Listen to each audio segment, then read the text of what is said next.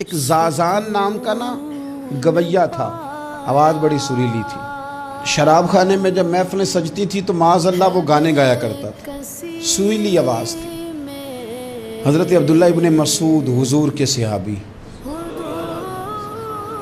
حضور نے فرمایا عبداللہ ابن مسعود اسی طرح قرآن پڑھتے ہیں جس طرح میرے اوپر نازل ہوا تھا۔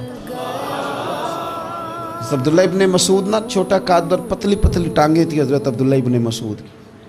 ایک دن درخت پہ چڑھے ہوئے تھے تو کچھ لوگوں نے نا، بچے کرتے ہیں نا مذاق، معاذ اللہ کچھ نے کہا کتنی پتلی ٹانگیں۔ اللہ کے محبوب علیہ السلام نے فرمایا قیامت کے دن عبداللہ ابن مسعود کی ٹانگوں کا وزن احد پہاڑ سے بھی زیادہ ہوگا۔ زبردست صحابی ہیں، اور حضور نے فرمایا میں نے جس کو گورنر بنایا، کسی جگہ امیر بنایا، مشورہ کر کے بنایا، اگر میں کسی کو بغیر مشورے کے امیر بناتا تو عبداللہ ابن مسعود کو بناتا۔ حضرت عبداللہ ابن مسعود گزر رہے تھے تو وہ جو زازان نام کا گویا تھا وہ گانے گا رہا تھا۔ ہماری جو تقریریں ہیں نا جی، میری طرح کے لوگ، وہ چونکہ جمعہ پڑھانا ہے، 45 منٹ پاس کرنے ہیں، تو نہ وہ ذوق سے تیاری، نہ وہ درد قوم کی اصلاح۔ ایک میرے حصہ فرمایا کرتے تھے تمہارا بچہ بگڑ جائے تو کتنے پاپڑ بیلتے ہو صحیح ہو جائے؟ یکدم خدا نہ خواستہ خاکم بدہن کروڑ دفعہ اللہ معاف کرے، کسی باپ کو رات کو خبر مل جائے کہ تیرا بیٹا نشہ کرتا ہے، سوئے گا رات کو؟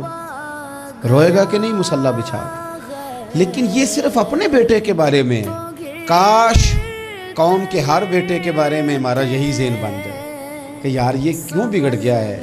اور اس درد سے جب ہم اصلاح کریں گے، تقریر کریں گے، پھر آپ محسوس کریں گے کہ اللہ اس میں اثر بھی پیدا کرے اور اس میں تاثیر آتی۔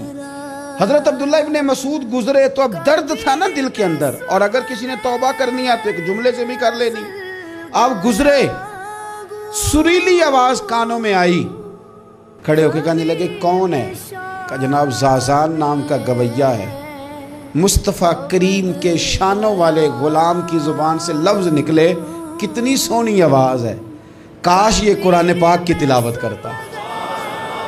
اللہ اکبر، کاش کوئی ایسا ہو تو صحیح جو ہمیں کہے کہ کاش یار تو قرآن پڑھتا، کتنی سونی آواز ہے، کاش تو نعت پڑھتا۔ کوئی کہے تو صحیح، کوئی کہتا ہی نہیں، کوئی کہتا ہی نہیں کتنا سونا چہرہ ہے، کاش اس پہ داڑھی ہوتی، کوئی کہتا ہی نہیں میری ملت کے جوانوں۔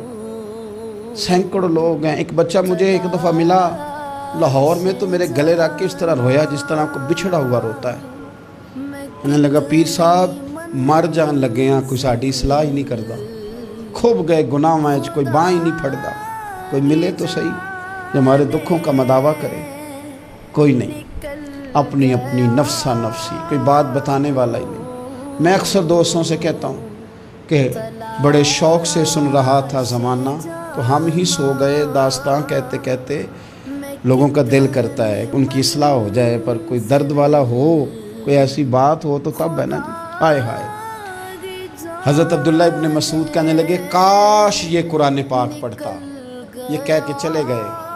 باہر وہ نکلا نا، جب سارے لوگ باہر نکلے اس معاذ اللہ بری مجلس سے، تو چیم گوئیاں ہو رہی تھیں کہ آج تو یہاں حضرت عبداللہ ابن مسعود بھی آئے تھے۔ تو زازان سے کسی نے کہا کہ آج نا حضرت عبداللہ ابن مسعود نے تیری آواز سنی، تیری آواز، تو وہ کہہ رہے تھے کاش اتنی سونی آواز سے قرآن پڑھتا تو مزہ آتا، کاش۔ وہ کہنے لگا نبی پاک کے صحابی نے میرا نام لیا، گویا ہو کے میرا ذکر کیا ہے، حضرت عبداللہ ابن مسعود نے میرا نام لے کے کہا کہ کاش میں قرآن پڑھتا، اور میرے لیے کہا مصطفیٰ کے صحابی نے، حضور سے قرآن سیکھنے والے کی خواہش ہے کہ میں قرآن پڑھوں۔ دوڑے گئے، کدھر ملیں گے عبداللہ ابن مسعود؟ فلاں فلاں جگہ غسل کیا، وضو کیا، پیروں میں لگ گئے جا کے، کہنے لگے سونیا جس کے قرآن پڑھنے کی تعریف مدینے والے کریں وہ میرے بارے میں کہے کہ مجھے قرآن پڑھنا چاہیے تھا، آج سے میں نے ٹھوکر ماری سارے گانوں کو، سکھاؤ مجھے قرآن، میں قرآن ہی پڑھا کروں گا، میں قرآن پڑھوں گا، میں پڑھ پڑھ کے سناؤں گا، لوگ میری زبان سے اللہ کے کلام کی تلاوت سنا کریں گے۔ کوئی بیٹھا ہوا مجھے دور دعا دیتا ہے، میں ڈوبتا ہوں سمندر اچھال دیتا ہے، کوئی تو ہو نا جو کہے، کوئی تو ہو۔ فرمانے لگے بس ہو گئی حضور، آپ دیکھیں گے میں قرآن ہی پڑھوں گا۔